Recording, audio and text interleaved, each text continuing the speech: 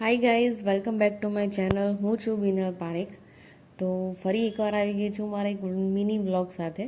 તો અહીંયા મેં બનાવેલો છે રાજગરાનો શીરો, કારણ કે શ્રાવણ મહિના સોમવાર હતો અને રાજગરાનો લોટ ઘરમાં પડેલો હતો. જો કે હું સોમવાર નથી કરતી, રિંકેશ કરે છે. પણ સાંજનો ટાઈમ હતો અને અંશને બહુ જ ભૂખ લાગી હતી અને વિધિને બી લાગી હતી અને મેં બી ખાસા ટાઈમથી શીરો ખાધો નહોતો, એટલે મને એવું કે લાવો આજે આપણે બનાવીએ. તો મસ્ત રાજગરાનો શીરો અહીંયા રેડી થઈ ગયો છે અને હવે અમે ખાવાની તૈયારી કરીએ છીએ. રાજગરાના શીરાની વાત જ અલગ છે અને એમાં એવો ઘીમાં લતર પતર હોય એટલે કોને ના ભાવે. બસ તો પછી અમે બપોરે સૂઈ ગયા હતા અને આ જે મારા અંશભાઈ, જેને ટોયઝ એટલા બધા ગમે છે ને કે જોડે જ લઈને સૂવાનું સવાર કે સાંજ, એટલે મારા માથા પર જ ટોયઝો છે, બધી ગાડીઓ લઈને સૂવાની આદત છે.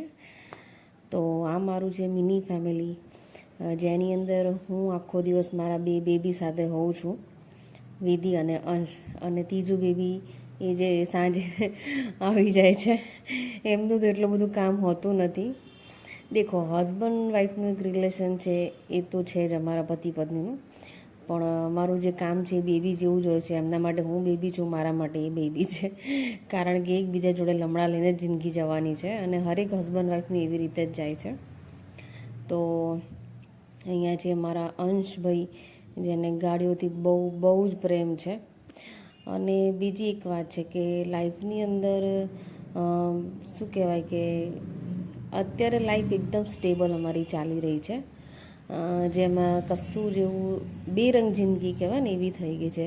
અને હરેક મમ્મીઓની એવી જ લાઈફ હોય છે. મારી વાત નથી કરતી, હું જનરલ વાત કરું છું. કારણ કે બેબી નાના હોય એટલે આપણને ક્યાંય જવું ના ગમે અને કોઈની સાથે વાત કરવી ના ગમે અને તૈયાર થવું નથી ગમતું. બસ મને ઘરે લાવીને જમવાનું આપી દો તો મને બસ એ જ હવે ઇન્ટરેસ્ટ રહ્યો છે, કારણ કે બેબીના કામમાં અમે એટલું બધું થાકી જઈએ છીએ બંને. રિંકેશ ઓફિસથી થાકી જાય અને હું ઘરના કામમાં થાકી જાઉં છું. એટલા માટે એટલે જ્યારે અંશ મોટો થશે ત્યારે ખબર નહીં મારો નેચર કેવો રહેશે, પણ અત્યારે હાલમાં કરંટ સ્થિતિ એવી છે કે મને ક્યાંય જવું આવું ગમતું નથી. અને બસ મોર્નિંગની અંદર આ જે થોડો ઘણો વિડીયો શૂટ થાય છે એમાં એડિટિંગ કરીને હું અપલોડ કરું છું અને મારા વિચારો બી તમારી સાથે શેર કરીશ. તો અહીંયા સિમ્પલ મેં મગની મૂગર દાળ બનાવી હતી લસણવાળી ટિફિનની અંદર, અને ફુલાવર બટેકાનું શાક, ભાત અને રોટલી બનાવી હતી. કારણ કે વજન ઓછું કરવામાં રોટલી બંધ કરવાની હોય છે, પણ જનરલી શાક રોટલી જ અમારા ઘરમાં બને છે. પણ આજે મેં નક્કી કર્યું કે ભાઈ થોડા અડધી વાટકી જેટલા બી ભાત મૂકી દેવાના, તો મારી પાસે એવો કોઈ ઓપ્શન રહે કે ભાઈ હું થોડું ઘણું ડાયટ ફોલો કરી શકું. એટલે હવે ભાત બનાવવાનું સ્ટાર્ટ કરેલું છે. તો અહીંયા સવારમાં રસોઈ તો થઈ ગઈ છે મારી, અને હવે કપડાનું જે કામ છે, સવારમાં હું જ્યારે રસોઈ કરતી હોઉં ત્યારે જ હું મશીન ચાલુ કરી દઉં છું, એટલે વાંધો નથી આવતો.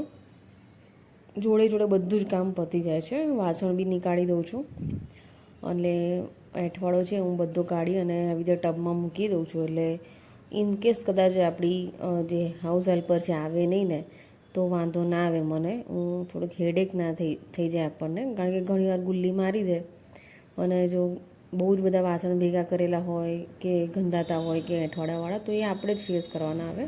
વાસણ તો મારા વધારે જ હોય છે, પણ હું કોઈ દિવસ એની રજા કાપતી નથી, એટલે મારે વાંધો નથી આવતો. અને અહીંયા હું એક્સ્ટ્રા બી થોડું ઘણું કામ કરતી રહું છું. તો આજે મારી ટોટલ 4 વિન્ડો છે, તો 2 વિન્ડો થઈ ગયેલી છે, જેમાં અંદરના રૂમની એક બાકી હતી ને એક કિચનની બાકી છે. કિચનની બહુ જ ગંદી છે, એટલે એના માટે કોઈક લિક્વિડ મારે મંગાવવું પડશે.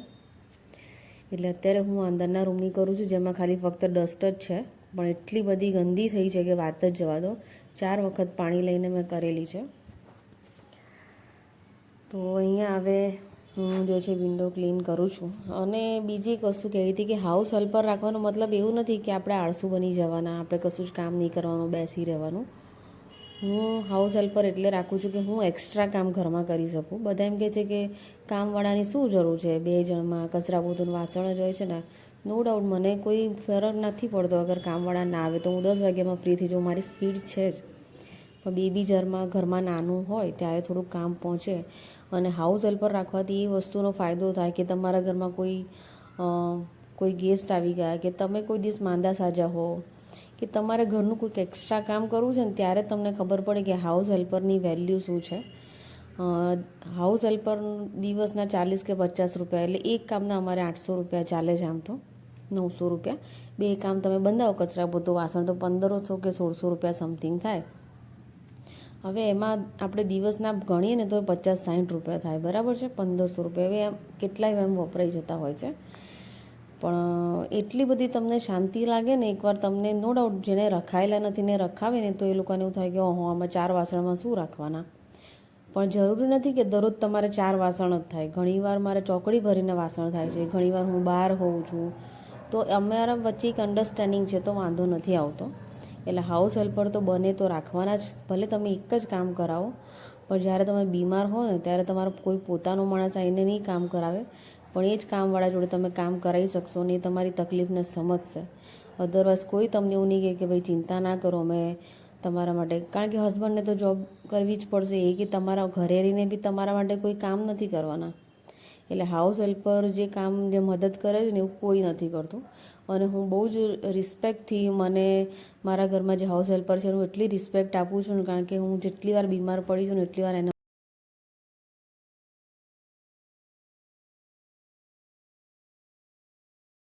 બસ. તો અહીંયા આપણે હાઉસ હેલ્પરનો ટૉપિક ક્લોઝ કરીએ છીએ અને વિડીયો બી બંધ કરીએ છીએ. અને આ શક્કરપારા જે ગુલાબજાંબુની ચાસણી બચી હતી એને અમે બનાવી દીધેલા છે. અને સાંજનો ટાઈમ છે, જેમાં 2 બચ્ચાઓ મારા ઉઠી ગયા છે અને મસ્તી કરે છે જમતા જમતા. નાસ્તાનો ટાઈમ છે, દૂધ આપી દીધું છે અને હવે રિંકેશભાઈને આવવાની તૈયારી છે અને હવે અમે રસોઈ કરીશું. તો આ રહ્યો આજનો મારો દિવસ. જો તમને મારો વિડીયો ગમ્યો તો લાઇક, શેર અને સબસ્ક્રાઈબ કરવાનું ના ભૂલતા. જય શ્રી કૃષ્ણ.